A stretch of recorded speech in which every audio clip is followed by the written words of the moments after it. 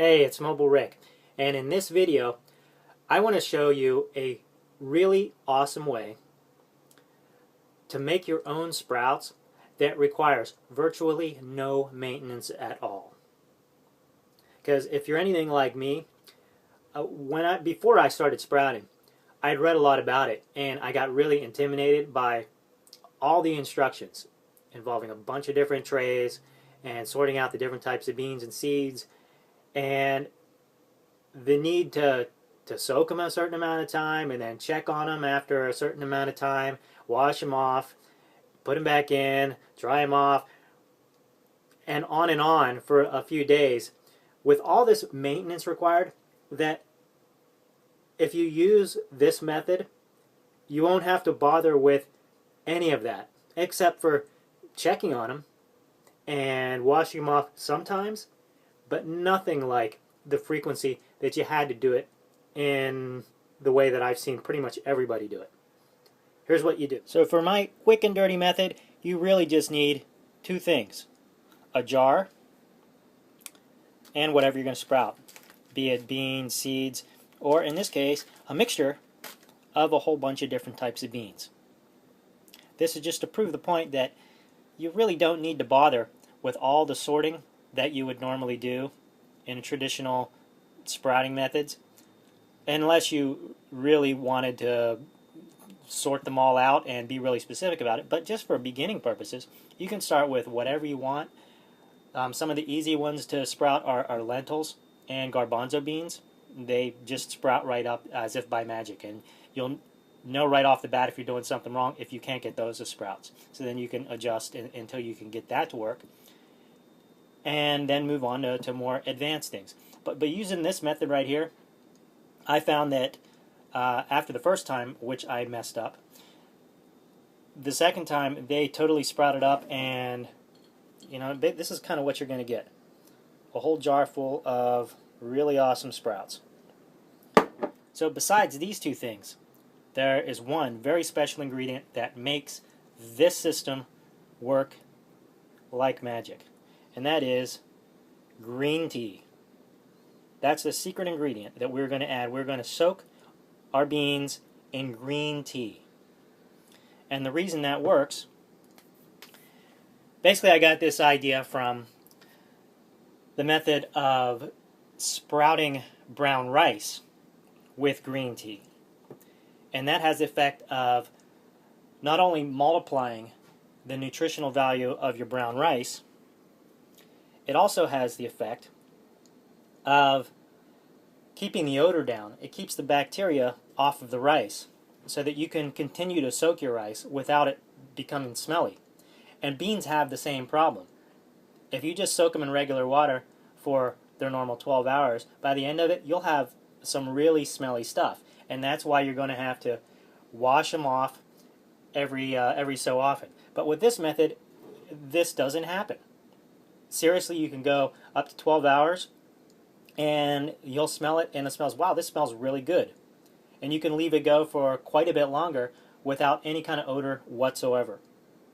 So with this method, you might see other videos and explanations of using a jar, and really this is no different from that, except that in this case we're using green tea. So we'll just take some of this, pour it in there.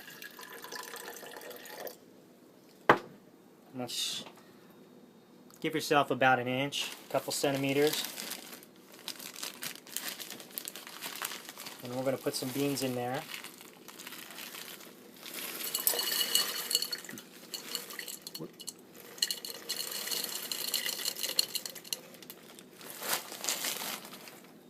And you want to get it so the level of the tea is at least twice the height of the beans. And give yourself a little bit more too. That ought to do it. And after the first round you can feel free to add a little bit more if you want and top it off. But that's the end of the first step, really, with the exception of putting the lid on. Just take a piece of cloth, paper towel in this case, a lid that has some holes in it for breathing, and just put it on there. And there you go. You're just going to leave this for, why not do the traditional thing and leave it for 12 hours. Come back and check on it, see how it smells, that's the normal procedure, see how it smells. And if you want to, you can optionally give it a good wash. But when you use green tea, I think you're going to find that there's going to be no smell after 12 hours, and you can keep on soaking it if you want. If you've already used up this liquid, usually go about 2.5, but I ran out of tea here. But no biggie. You just add a little bit more. You can soak a little bit more. It'll already have soaked a lot of this green tea. Very antibacterial green tea. So you can continue to soak, and hopefully becomes more nutritious at the same time.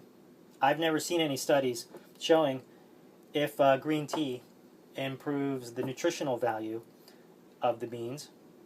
It's only been proven for rice so far, but maybe in the future we can look out for some studies to show all the great ways that green tea may actually improve the nutritional value of the beans as well. So that's really all you have to do. You can now follow the normal bean procedure. If it smells, then wash it off, and that has the additional benefit that it adds a little bit of moisture content to the beans. And you just keep on doing it until you get the beans to look however you want to. You may or may not want to have all the sprouts. You can also just begin cooking them, eating them raw, just as soon as they begin to germinate, when you see a little tail, or even before then, when you just see a little white part on the end of the beans. So there's the method. Secret ingredient, green tea. Have at it. Oh yeah, so one other thing that I want to point out is that whenever you go to eat your sprouts, whether you're going to cook them or steam them or just eat them raw, go ahead and find the kidney beans, the dark red ones, and unless you're going to cook them completely like you do if you're making chili or whatever, then you want to remove those, because people tend not to tolerate them very well. You can look up the reasons why. So just pull those out of the way, unless you intend to cook them.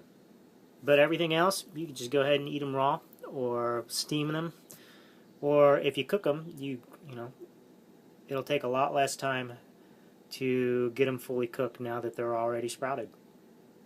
So enjoy your sprouts.